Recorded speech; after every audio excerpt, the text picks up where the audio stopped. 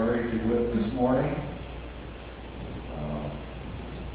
I do not, well, actually, I can tell you I recently attended a Baptist service, and I'm going to be getting close to my projector there in the course of the service. If we move a little further, that would be helpful. This is kind of going to be an art show in a way today, folks. And that Baptist service ran for 2 hours and 20 minutes. I don't know how long I'm going to keep you for this. Like I said, I went to a Baptist service. It was 2 hours and 20 minutes. So,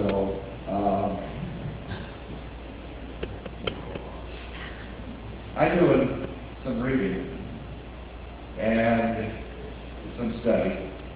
And I'm always kind of looking for spiritual insights. And I came across the other day mention of Nicholas Roerich. And the writer said Nicholas Roerich has the ability in his art to stir up spiritual feelings in people that can be keys to lift people to a higher level of spiritual depth, dimensions, and awareness. And so I began to look at his material, and I was just absolutely surprised that this individual had lived and all that he did. And as we're talking about the title today, Creation Begins Now, I thought I would share it with you because Roerich had creation beginning and beginning and beginning and new beginnings, renewal, recreation of who he was and what he was doing. I show a picture of Helena with him, who was his wife. They met when quite young and immediately knew that they were the two for each other, and so it was. Helena was a philosopher, a writer, a translator, and a muse. She felt her way into everything that Nicholas was doing. Nicholas was an artist, most definitely an artist. When I looked online, there are 1,843 images of Nicholas Roerich available online. And he was a prolific artist, but he was also a writer, an archaeologist, a theosophist, a philosopher, a lawyer, and an activist. All of which would probably mean he would fit pretty well in a Unitarian congregation if you find someone who is that diverse in who he was and what he was able to do. He was an artist from a young age. This is a drawing called Hunter on a Boat in 1890. But I wanted to show these because everybody has their point of creation or beginning after creation. Where do you begin? And how do you move forward? This one is called River Landscape. It was 1892. And all of these are shown in order. I took them chronologically all the way through.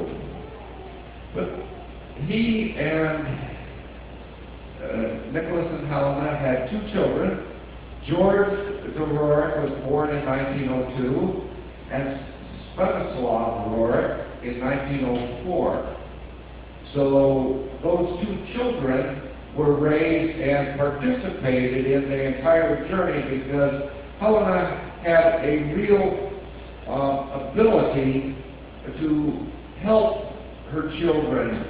One of them was interested in biology, and so there were always little opportunities to go study bugs and plants and those sorts of things. The other was an archaeologist in a way, and so there were trips to museums and field trips with archaeologists when they came to work in the area.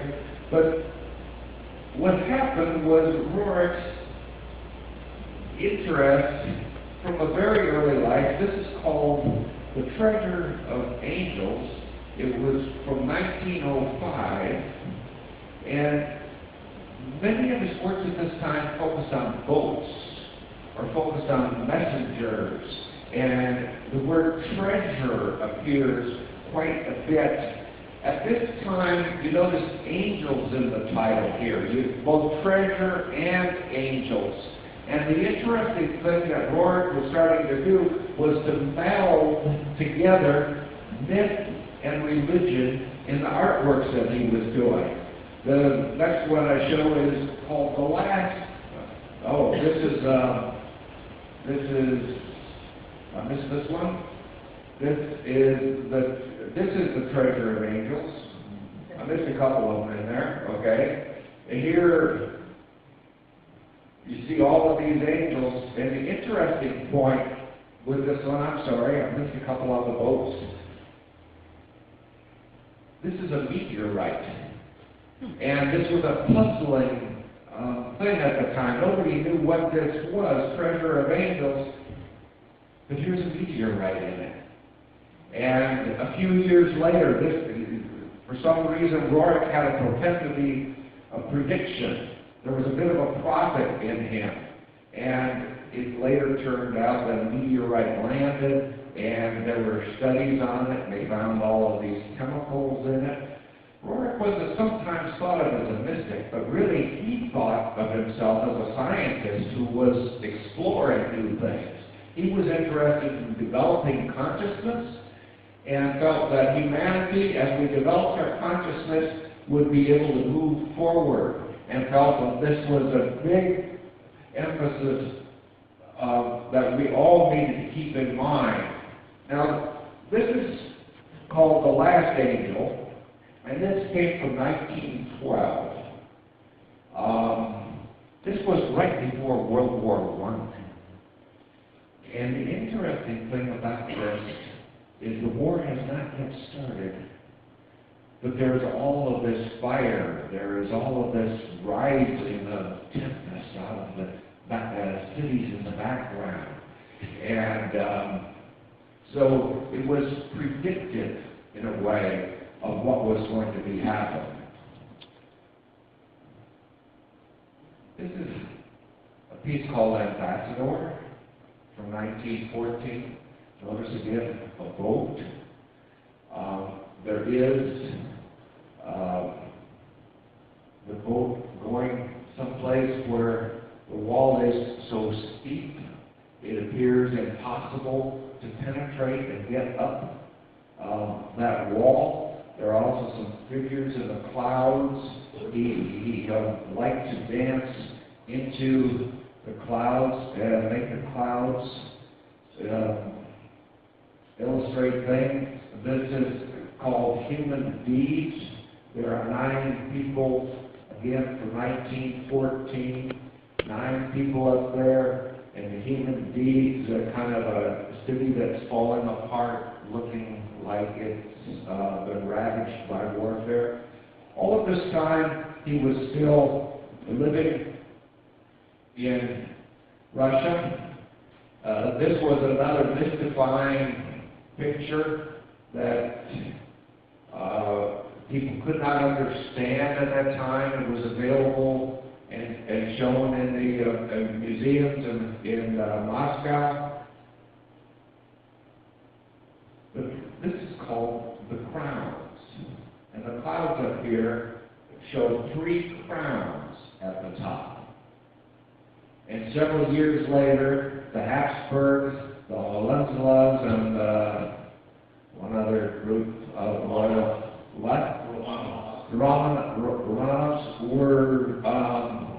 were gone. And so this warfare between the 3 of them and the clouds, it's just like drifting away at that time. So this was in 1914, but at the same time, I had said that he was moving toward, and this is a good example, this is called Muhammad the Prophet in 1914. At the mountaintop, when we heard of Muhammad at the mountaintop. And So mountains were very important all of the time to Rorik. Leonid Andreev at this time said, let's get this page here. Nicholas Roerich makes the invisible visible. He got in touch with worlds comprised of other states of matter and manifests them as images as materially dense as planet Earth itself. He shaped his visions and dreams into art. And that's a good example. One of the poems he wrote said, "Brother, let us abandon all that rapidly changes. Otherwise, we will not have time to turn our thoughts to that which is changeless for all, to the eternal."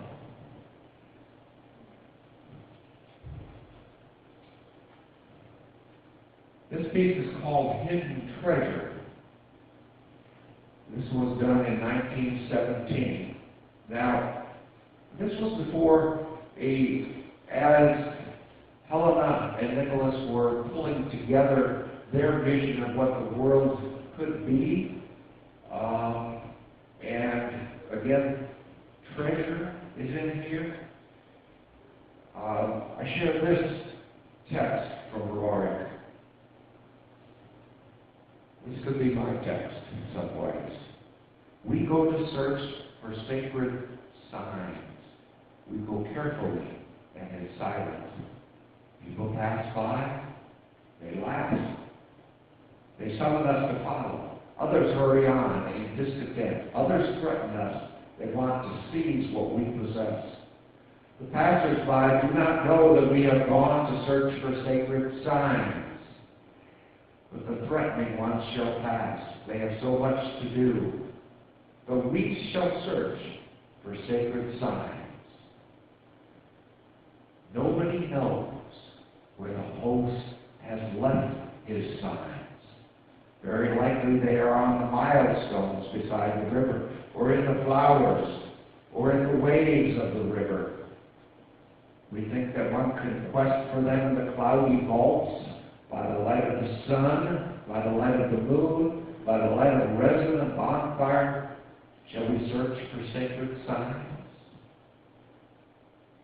We walk a long time. Keenly we look. Many people pass us by. Verily, it seems to us they know the command to find the sacred signs. Darkness falls. It is difficult to discern the way, indistinguishable the paths.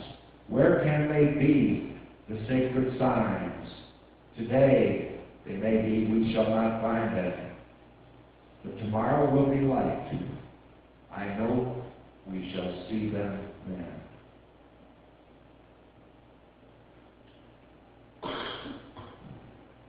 The Roerichs went for a time to Finland.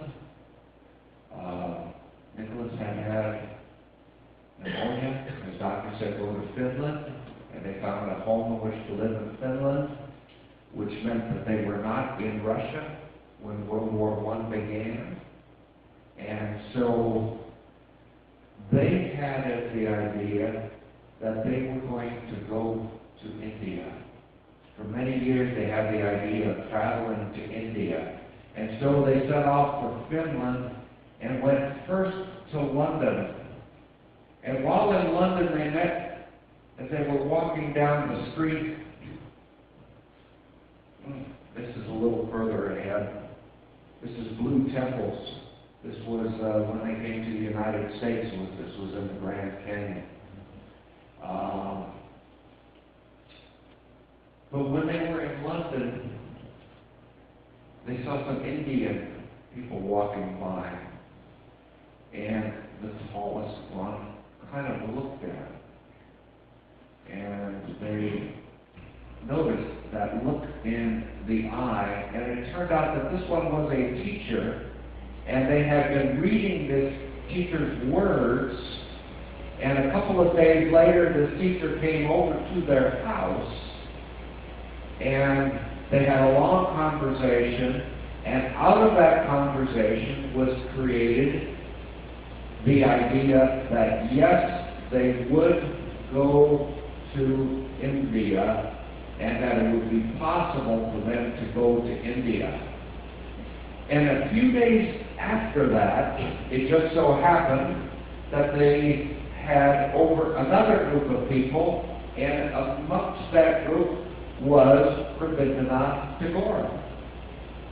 And so the whole idea of going to India was finalized, except for a problem.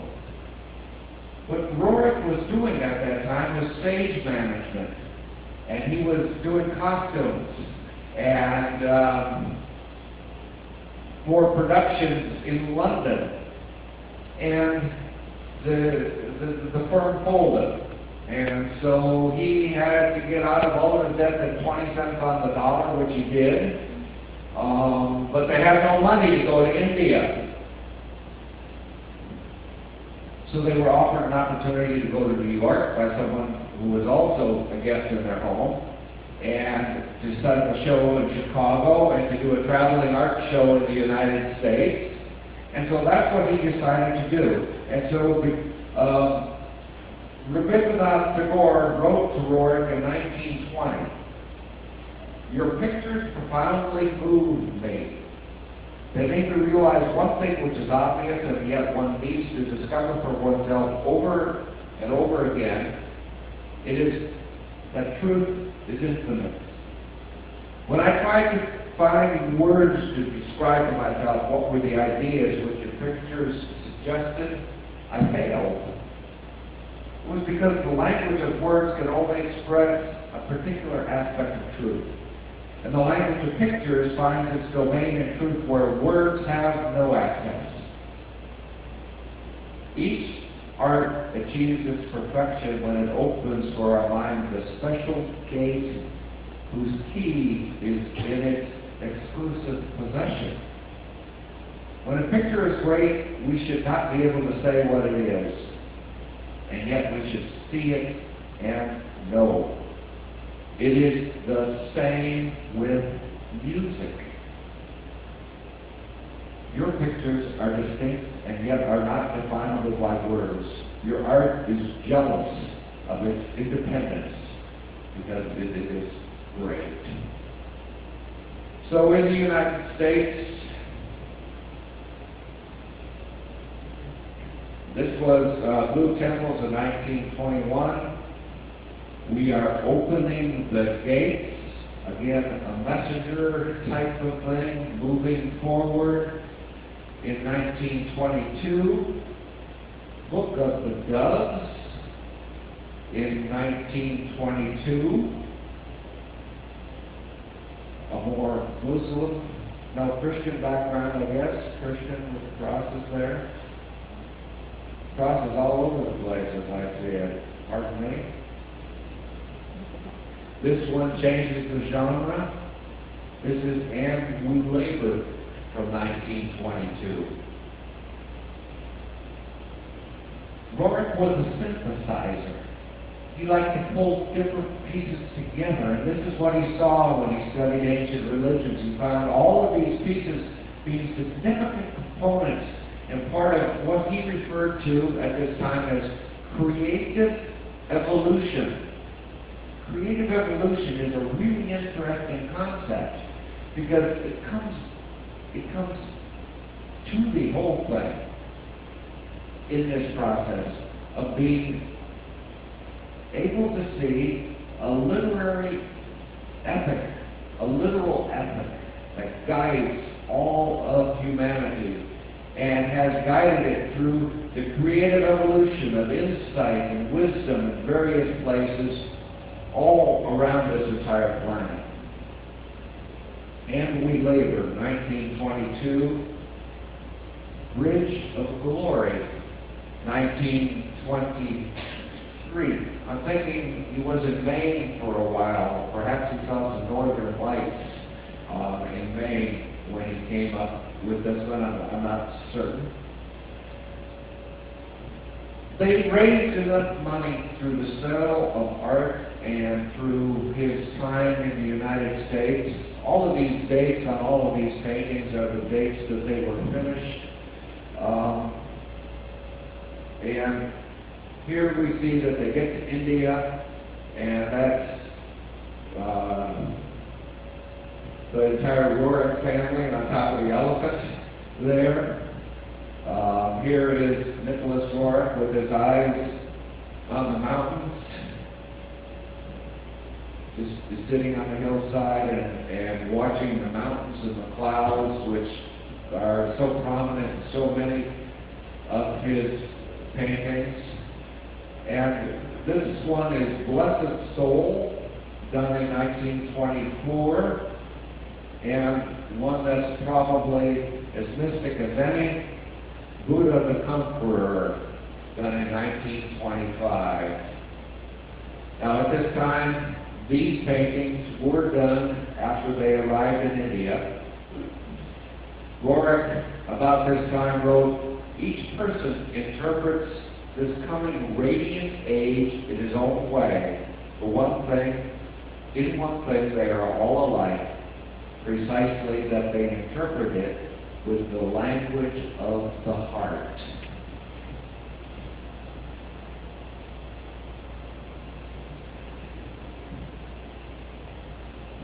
Star in the Morning in 1932.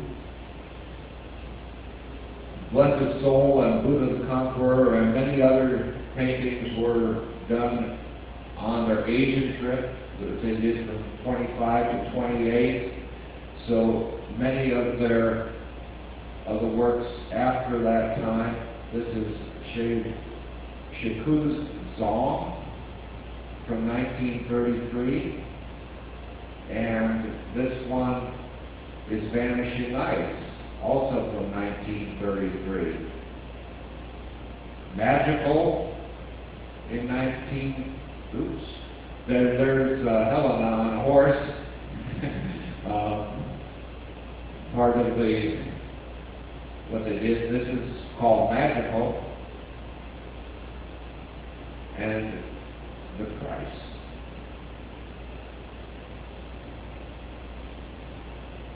Roerich said, "Culture is the reverence of light. Culture is the love of humanity. Culture is fragrance, the unity of life and beauty.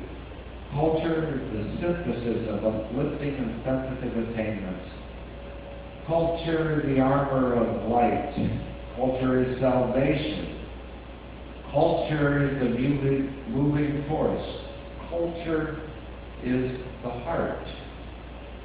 If we gather all the definitions of culture, we find the synthesis of active bliss, the altar of enlightenment and constructive beauty. I wanted to read that as this picture appeared here, because it seems to me, and it seemed to the Roerichs, that they wanted to find expression of the highest manifestations of culture in all of society. And when that was done, and when that could be done, and when people supported that, there would be opportunities for growth and for change within society. Several more. This is called The Hunt from 1937. Boris of Gleb, holy leaders with their auras around their heads. Again, a boat. Song of Shambhala, looking toward the mystical mountains in which truth can be found. And Hidden Treasure, 1947. A few minutes ago, I showed a 1917 Hidden Treasure. This is the 1947 Hidden Treasure. Notice the change between the two. the similarities and yet the differences between these two pictures. Okay, we'll back up a little bit. Because in India, it happened that several days after they arrived in India, they were traveling down the road, and the same thing that happened in London with the teacher happened in India. A carriage was going by. They caught the eye of a person in the carriage. That person in the carriage looked them up and arranged for a meeting with them a couple of days later. They met in a Hindu temple that was surrounded and within it monuments to all the faiths of the world. Hindus have a way of doing that. They accept everyone's path, and so I couldn't get a picture on this. There are some wonderful images from the St. Petersburg Roaring Museum, and they have an hour and 15-minute video that I watched the other day. It was one of the sources that I used to put this together.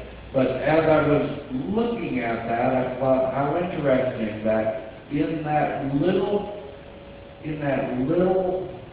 roadside temple where they met with this teacher and had the conversation that they could have with this teacher was created the whole idea of the India trip, or the Central Asia trip that they took from 1925 to 1928.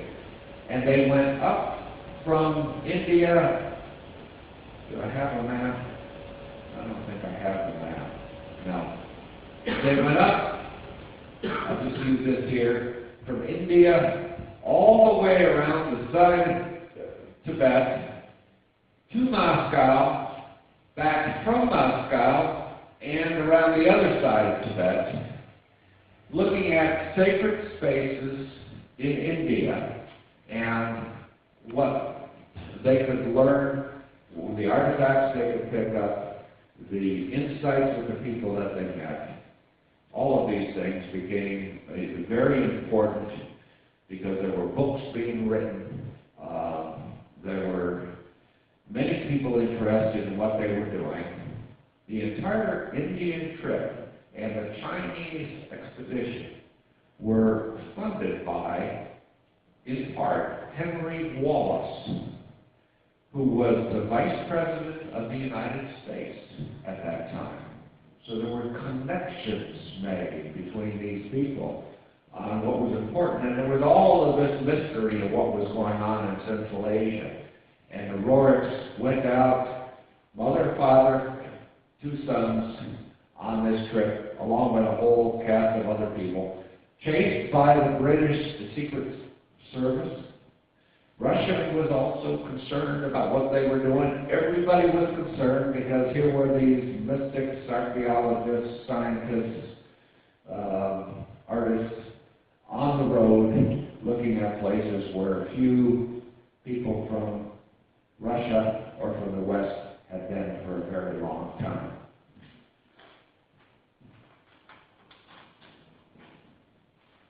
Rourke was also interested in what was going on in the world. He wrote, "Where there is peace, there is culture. Where there is culture, there is peace." And one of his ideas was that there should be a pact, that if there was any warfare anywhere, that nobody would destroy any of the works of art, any of the musical scores, any of the things that were endemic to the arts in society. And Rourke described this circle, which he found in a number of different locations in Asia, as representing the totality of culture. The three dots are art, science, and religion, three of the most embracing human cultural activities. He also described the larger circle as representing the eternity of time, encompassing the past, present, and future. And so he put together this Warwick Pact, which was signed in 1935 by every country in the Americas. And a few others around the world came on and added to it, and that pact is still in existence. If there's ever any warfare, artworks will not be destroyed, books will not be destroyed, musical scores, etc., will be saved to the best of people's abilities. They didn't sign this in Asia. They didn't sign this in Europe. And we know what has happened in many places in those lands. Our call out of this, I think, is just to be aware that creation can begin right now for who you are, who you can become, what you can do in your life. It can begin right now. It can also not begin now. It can begin later. Or perhaps it began some time ago, and you are right now on the path of following whatever it is your wish to create. Whatever it may be, it's important to remember that in the light of cultural evolution, what is happening is an ongoing process in which we all participate at every moment of our lives. The question is, what do we want to do with it? May the peace in your heart find peace in the hearts of those around you. May peace and culture gush out, overflowing upon you. And may love always be your guide.